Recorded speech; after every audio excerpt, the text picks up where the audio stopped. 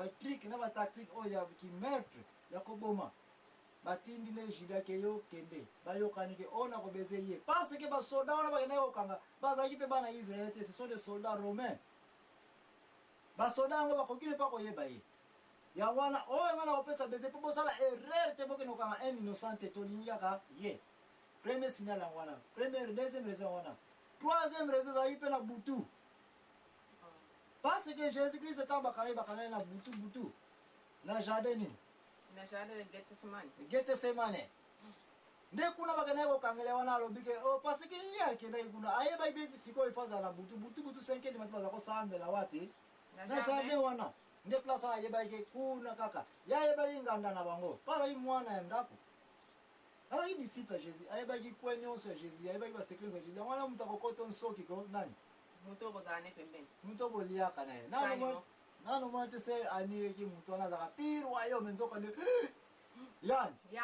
yani foisi sakula esa biso exemple ko ya po ennemi na oba utiliser ka ba camarade na oba sa pembe obo yebani bien po ba yebi ndenge akusula yo po muto ayebi yo ta yebi ba point faible na yo te mais mutu bosane pembe na yebi nini oyo lingaka ba nini akokozwa yo yango ba utiliser ka toujours batu obosa bosa ba boyebani très bien donc ba camarade quoi yango basala ka bon ko mutu ayebi ete ayebi même ndenga ko banda te ko globa na yebi ete olingini mais mutu ayebi ka o asa pire masana nga donc na confiance na yepa na confiance na nga donc o ndi bon ko no sa ko globa ndi mika ka telo no sa pese pe chwa kwala na monoko le nzo ko kutaza yako mavuanga mena fe maybe boko kibe so kiyo inanga to yebi yango mama ani yeba kete basango oyo ba prêtre o ba pasteur oyo ba église ba tokimpeve oyo ba yeba kete ba jewana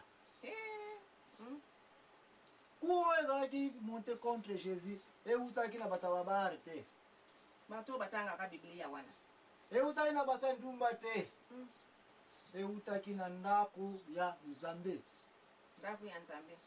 et utaki na ndako ya maison de justice na ba disciple ba scribe na ba makie ba magistrat ma maison ya magistrature mtezaki na sima ya maligance koyo alors que banganga Nzambe on suppose que bango bazana pona ko résoudre makambo etali nini injustice makambo etali nini pe mais sikoyo bango moko bakoti na trick ya liboso ya ko monter mutu nini ku mbongo oyo jida zwaki eutaki wapi mama niliyebisanga imbongo wana bajida bapesaki ye alia 30 francs wana 30 sous wana 30 dollars wana 30 euro wana zwa 30 nyonso partout na mondo kokena mone nyonso koyeba mbongo eutaki wapi mama anotangaki Biblia na mukanda Matthieu 26 27 yebisanga ye mbongo wango eza banganga Nzambe bapesaki yango nikolo mbongo wango eutaki na église bon eutaki na église n'est-ce pas deuxième question za mama ani mbongo yaka na église mbongo eutaka wapi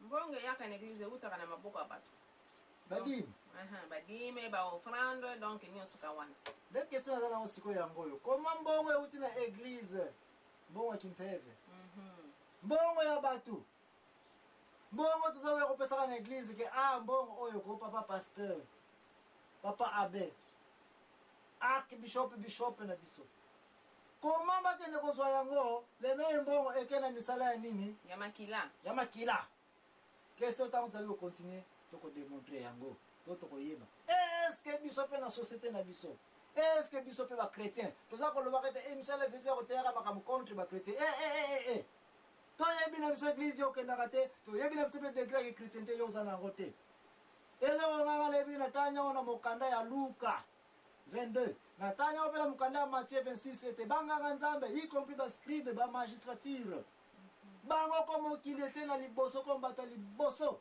il faut pas veiller à la justice il faut pas veiller à contre ba criminalité siko mbongo euti na nani na epai na bango mbongo mo pe peuple mais ba yeko itizango bateka nani mwana na Nzambe debi sika to kozonga la dino kasi tanda mama ani taya mwana mutu wete to komi na point où Jida atie mbongo na libenga ye wana abeze basoda bango wana bakangi mwana na Nzambe Jida ake asenyi pardon pana nani pa na Yesu ke limbi sangai no pona ni ati ko senga pardon après que asa azumbongo ateke déjà mwana Nzambe yango ati ko senga pardon Est-ce que maman aninga pena kozong so question? Non, mon ateke mutu a monté moninga na eku et puis wana akesu le lendemain que c'est limbisanga.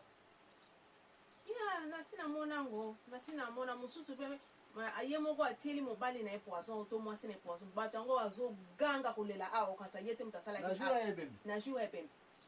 Na epteni ne sala. To monta mutu ku e po sala semblant etiaka ayebite. Et puis epe ko senga pardon soka ayebike ye. Baya ko senga pardon. Baya. Judas sengi pardon. Atali Jésus-Christ atali ya boye. Réponse te. Donc réponse mon kaso pesa ezakite. Judas tamla na Jésus-Christ bambula nyosa yeba kite mutu nyosa yaki na pembeni nkolo Yesu. Soka bilimbi sama sumu na ngai. Jésus-Christ azakolo bana masumu ne sai nini? Elimbi sama kele masala nini? Kende. Ayeba kite confession il faut la paix suivi na action ya parole ya confession lisusu. Soko seye mutu pardon, il faut répondre que ça va na limbi siyo. Mais soko seye mutu pardon, mutu ngosata na limbi se peut te retourner mukongoshi ngai na yo. Ti na wapi? Na ebembe na ngai. Over my dead body. Love America. Awa Jésus-Christ alela ko limbi sabatu na mokili. Alimisi ba milliers de bateaux. Alimisi mokili mobimba. Mais Judas Iscariot yeko senga pardon bi na kotika la ko limbi sayote. Mais kanga wana pona na suka na ko démontrer na Bible. Bona nini nkole sa limbi sakiyete. Parce que mokanda ya proverbe toko lobela mo place zali que 7 makambo si makambo nzamba ina na vie na ye. Le 7e likambo nzamba renforcer. Payo makambo ya ko monete muntu oya ko tangisa kama kila. Muntu ko pasika na complot ya to kwesa ye. Ba faux témoignage. Ba faux témoignage. Biloko nyonso yo. Est-ce que mama anyolingi to lobela ngaka siko yo bio to zela tina suka tanto kene. Mais pona ngai na ko pesa watu référence ba kende kotanga mokanda ya proverbe. 6 banaka na 16e verset 19. Proverbe 6 16-19. Kuna bazali kolobela si makambo nzambe aina. Et puis 7e likambo nzambe asanza yango. Ana tana poto sa la distraction te ya liboso ezali miso ya lolendo mutu ya lolendo toko démontrer après. Munoko ya lokuta jida kuna na bayokani bakosi. Munoko ya lokuta nzambe alimbisaka biloko wana te. Maboko etangisaka makila. Tonto mona koma jida weno kotangisa nini? Alembo ngotangisa nini? Makila. Motema oyo esalaka plan ya komonte mutu kuya mabe. Oyo 4e likambo. Si makambo nzambe aina. Oyo 4e likambo. Makolo ya mutu akotambolaka gauche droite pale na mutu bakuke tala ngala moni likambo oyo ko. Si bien que baza na raison. Mais sala boye et puis ngai na kozala na sima na yango na koya ko témoigner. Et puis basali nini bakwei et puis asali nini akwei biloko ya nzambe alobi akolimbisa yango te timambi Jésus-Christ akoki kochange résolution ya nzambe te 5e likambo moto akendaka mbangu azalaka pressé po accomplir mabe ete ye akomona na kosala boye zwana ntango analyse akiyaka mbangu ale bitumba akiyaka mbangu ale kofunda akiyaka mbangu ale je vais retirer sa maison je vais prendre sa parcelle tia. Nakoza mutuka na ye, nakoza mwasi na ye. Olingi akosala ngo sikoyo lobi mosika sino ke plan yango emonte. Biloko yo mutu na mabele, okutani na yango, nzambe alobi pardon ezali te parce que eza biloko moko aina. 6e likambo nzambe aina faux témoin. Ba makambo ya biso te na la vérité te. Eza na mokanda ya Proverbe 6:19. Faux témoignage ba pasteur oyo, ba scribe oyo ki ba magistrat, tanga Bible malamu. Ba koseli Yesu Masia. Ba koti na complot ya nini ya faux témoignage. Biloko nzambe alobi ke alimbisaka yango te. Batu mingi to bakana kosenga pardon. Keba, okuta na makambo oyo na vie na yo. Wela o éliminer yango. O éliminer te pardon ezali te. Mama anoza kolanda nga. Lelo kongi ezate. Lelo pe sa clash ezate to ko tout ani lo banzambe na place na ezako kendela. La justice na maison de la paix. Maison to yebete yango yo mutu ko souvenga etanga na pasi.